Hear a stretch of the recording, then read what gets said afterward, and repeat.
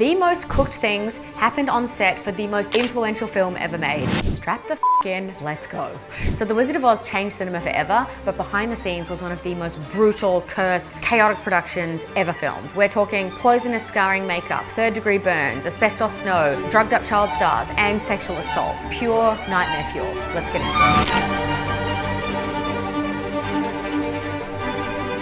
Let's start with probably the worst of it, Margaret Hamilton. She played the Wicked Witch of the West. She was nearly burned alive. So during her dramatic exit from Munchkinland, a trapdoor malfunctioned and the pyrotechnics went off too early and her costume caught fire and her green makeup, which was copper-based, fused to her skin. We're talking second and third degree burns. MGM called her the next morning to ask, get this, when are you coming back to work? When she finally did, she refused to film another stunt involving fire, so they used a double, and guess what happened? The same thing. The boom rig exploded and that stunt woman also ended up in hospital. Oh, and Tin Man, he almost died. So Buddy Ebsen was the original Tin Man until he almost died from inhaling aluminium dust from the metallic paint that they plastered onto his face. His lungs seized, his body swelled up, he was rushed to hospital, and he was replaced by an actor called Jack Haley, who wasn't told why, and the studio switched to an aluminium paste formula instead. Problem solved, right? Not quite. This guy actually developed a severe eye infection from it. Then there's the sauna suit that they put the Cowardly Lion in. So Burt Lahr's costume was made of real lion skin and it weighed over 90 pounds. And early Technicolor lighting requires insanely bright, hot lamps.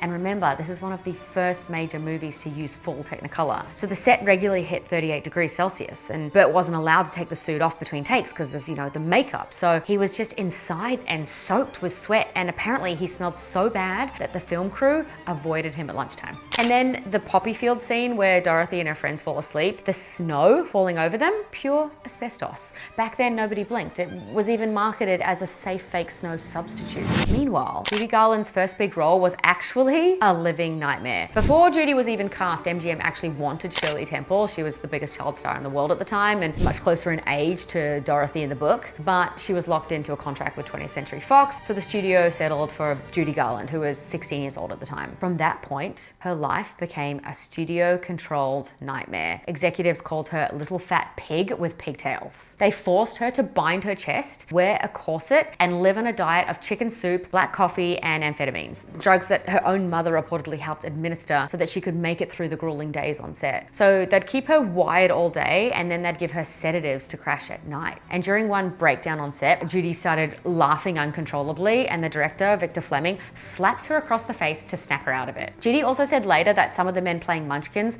would put their hands up her dress and harass her during filming, and her husband, Sid Luft, confirmed it years later as well. They were mostly grown men, by the way, 40 or older. And then that combination of overwork, humiliation, assault, anxiety, addiction haunted Judy Garland for the rest of her life. She passed it, just 47 from an overdose. And those Munchkins, by the way, were said to be paid quite well, the equivalent of about $3,000 a week today. But apparently they were just chaos. Judy said that they were little drunks and she claimed that they partied really hard and they gambled and, like I mentioned, harassed her on set. There was even chaos at an executive level too. So The Wizard of Oz went through 5 directors, 11 screenwriters. The first director, Richard Thorpe, he was fired 2 weeks in because his footage made Garland look like a porcelain doll with a blonde wig. And then Victor Fleming took over. He fixed the look and, powered through most of the film before being yanked away to finish Gone with the Wind. Meanwhile, King Vidor quietly shot the sepia Kansas scenes, uncredited by the way. By the time filming wrapped in March 1939, half of the cast had been hospitalized. Judy was addicted to amphetamines. The Tin Man was swapped out mid-shoot. The Wicked Witch was scorched. Even Toto was injured after being stood on and temporarily replaced by another dog. And get this, the whole thing flopped at the box office. MGM actually lost over $1 million on its release. But then the invention of television came along, and by the 1950s, it had been seen by more people than any film in history. Its imagery, its songs, its lines. There's no place like home.